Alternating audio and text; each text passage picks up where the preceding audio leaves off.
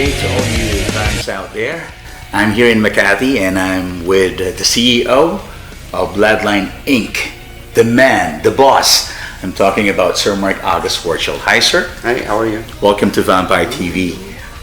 Sir, can you tell us a little about your business and what do you do? I am, I like to refer to it as I am a pigment alchemist. So I take pigment and I formulate it into tattoo ink. I've been doing it since 1995 is when I first started. And I didn't get my first tattoo till I was 30 or 29. 29 or 30. I always promised I would never get a tattoo, but I came to a point after my music career was over, and I was broke. I was living out of my car. And I became a bicycle messenger, and believe it or not, after my music career in 1995 and in San Francisco. And then I saw a lot of the other bike messengers I worked with had tattoos, but they weren't the tattoos that I was used to looking at. Most of the tattoos in those years they were kind of very plain or skull tattoos and stuff like that. But I noticed they were very colorful and they had very intricate designs. And it grabbed my interest, and I kind of had nothing to lose. I was 30, and I figured, well, I'm old enough to make a smart decision. If I want to mark up my body, I can do it now, I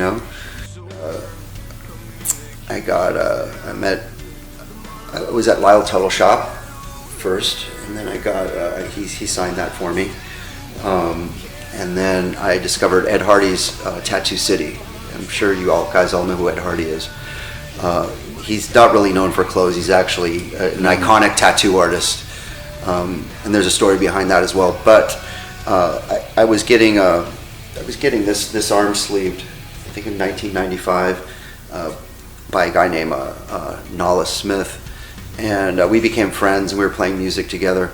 And he had an idea to start a piercing shop, and that didn't interest me too much. And a couple days later, he calls me and he goes, "Let's make ink." And I go, "Ink for what?" He goes, "For tattoo." And I said, "That's me," because I have an eye for color.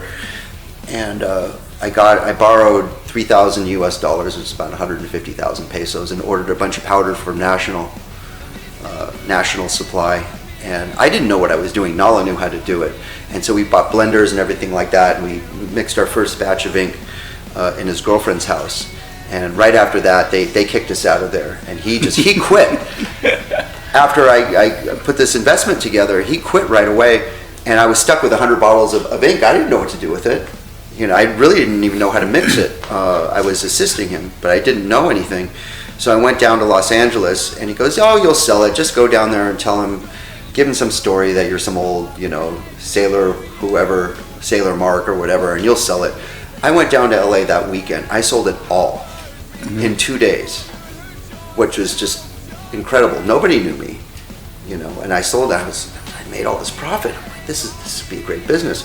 So then I started hanging out with some more tattoo artists, and they were giving me.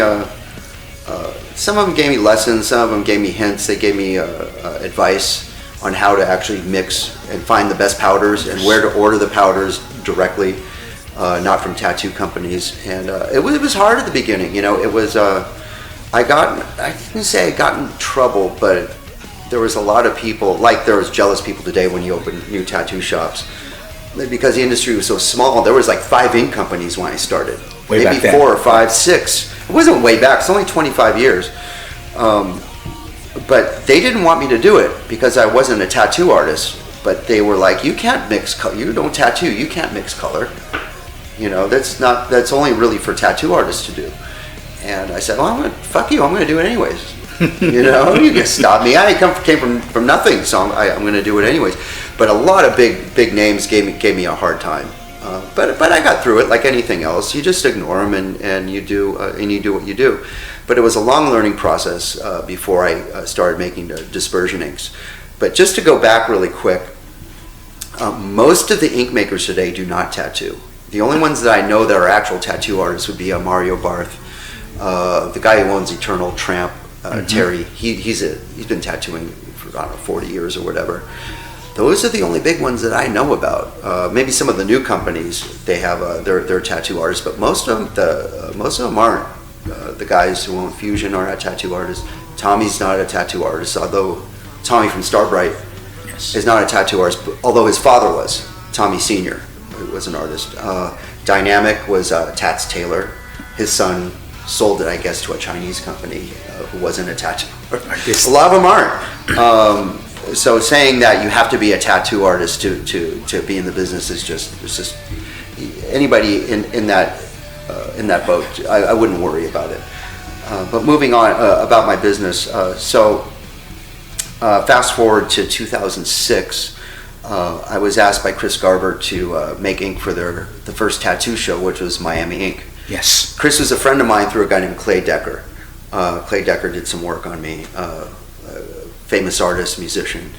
And Chris was like, wow, I really like the orange that you make from powder. He goes, we're going to have a tattoo show. And this guy named Chris Nunez calls me. He had me on the phone for like 3 hours. We're going to have a tattoo show and you should give us free ink and blah, blah, blah. I'm like, whatever. Okay, fine. So I sent them a bunch of ink. 1 week later, I see billboards all over Hollywood Boulevard, Miami Ink, on my inks on TV, and that's how Skin Candy became famous. And I was also the first, really the first one to start promoting and making the UV colors. So that was Skin Candy. That was me. That was Skin Candy. That was me. And I do it in the Bloodline, but I'm going to do the UV back in Skin Candy again, the skincandy.net. I'm going to reintroduce UV, Skin Candy just in UV. Just in UV. Yeah, exactly. So fast forward a little bit. The Miami Ink made me pretty famous actually. Yes. At the time. But the technology, I was still doing ink, making it from powder, and most artists were using the thinner inks at that time. Everybody's getting into Starbright. I came out the same year Eternal came out. They already had the dispersion ink, so I was a little bit behind when I came out with when I still had Skin Candy. Fast forward to Bloodline in 2010 was my first batch of. I decided to rename it Bloodline. Yes. In 2010, and that's why I introduced the dispersions. So over the years, I've been advancing and finding better. I'm always looking for better product, better pigments. I know here in the Philippines they like a thinner ink; it's easier to use. But at the same time, I don't think you guys are getting the sharpest needles either. Mm-hmm. So you have to take that into account when using a thicker ink. All you need to do is slow down the machine a little bit. It will go in. But not all the Bloodline inks are thick. But you should. I believe that the artist should start learning how to use some of the thicker inks as you get more pigment into the skin.